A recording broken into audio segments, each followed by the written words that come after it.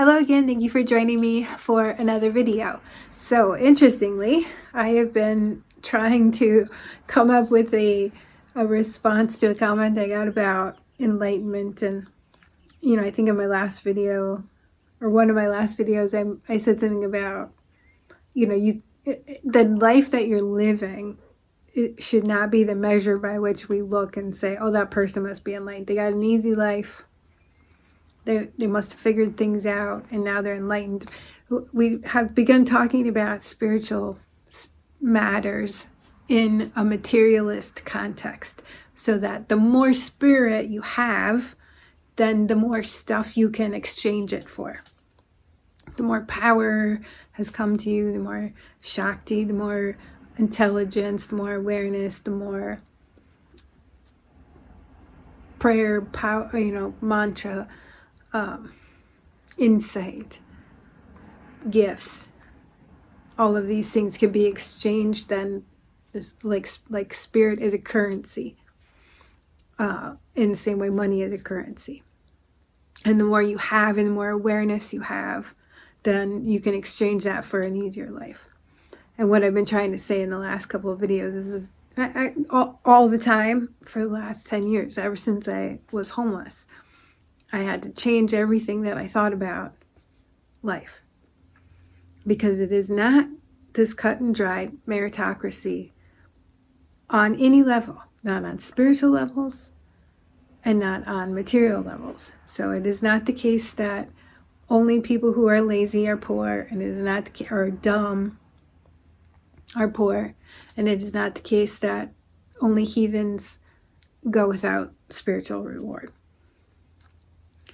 It's just not so cut and dry like that. And it's obvious that once you look, but we live within this paradigm of lies where we tell ourselves stories in order to protect ourselves.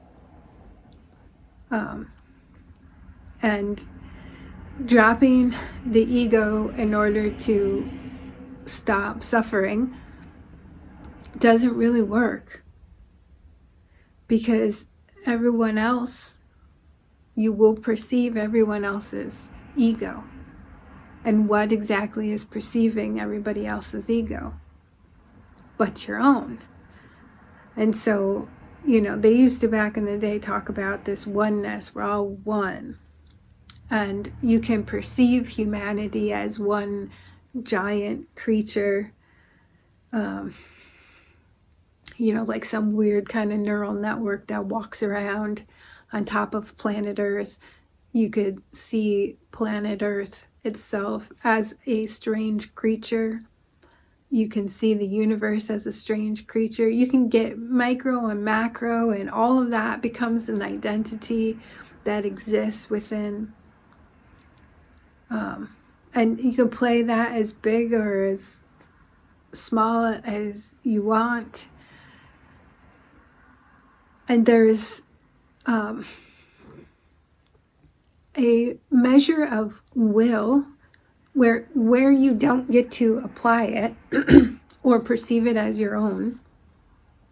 There will be an acknowledgement of non-self. And the acknowledgement of non-self does not need to be a reason to suffer. I think it goes so much more weird than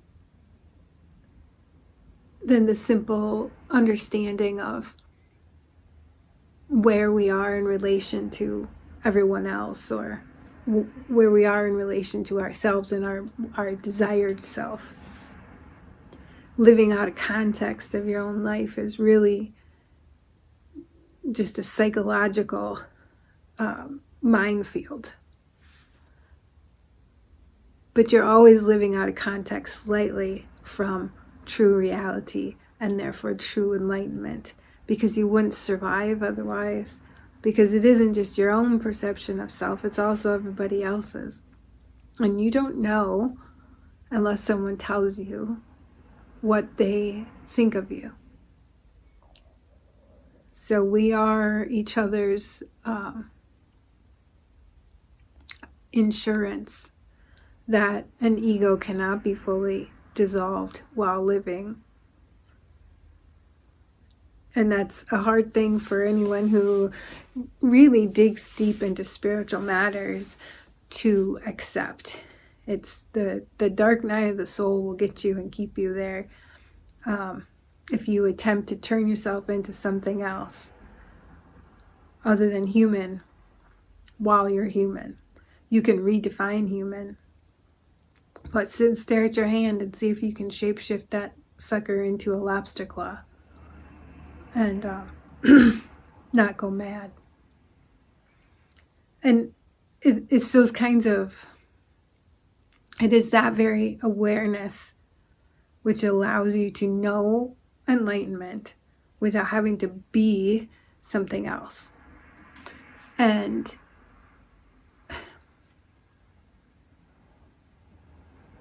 I think a better avenue of pursuit, in my opinion, after having, spent the whole lifetime chasing God and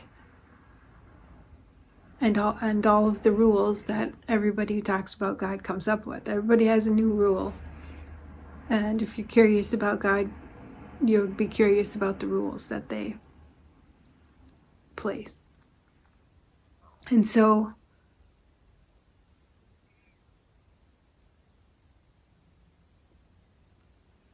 the idea or the understanding of enlightened states as opposed to enlightenment, which could be understood as a permanent state.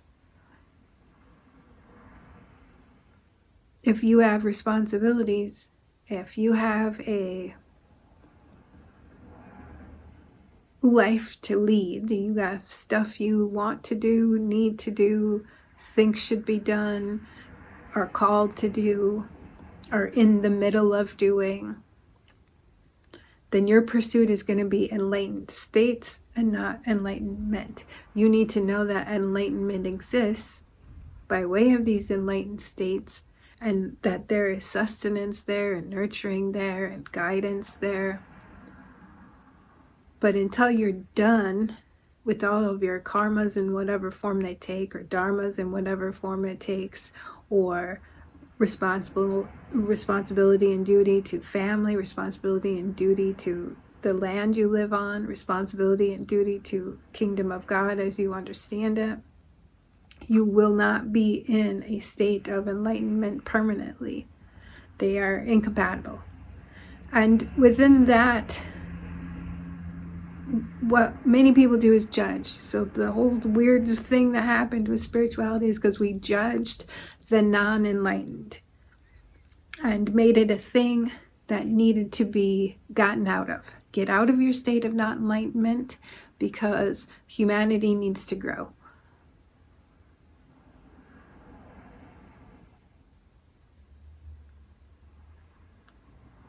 And it's been a whole weird thing that we've done to each other. And then, it's always this imperfection, the noticing of imperfection, which could be literally anything. The fact that you have a thought in your head that I don't know could be perceived as an imperfection. And then I could spend the entirety of the next 25 lifetimes attempting to achieve perfect clairvoyance, perfect telepathy. And then what?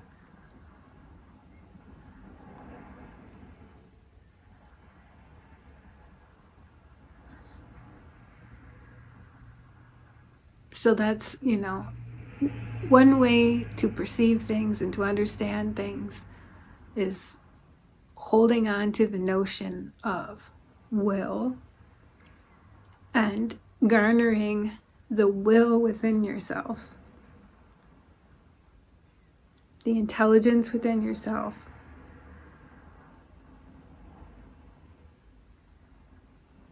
to choose to understand, see, experience enlightened states, and to know that there is some service in not having that the permanence that prevents you from interacting with those that are in impermanence. I might be speaking in a way that isn't really super clear, but if you slow it down and think about it,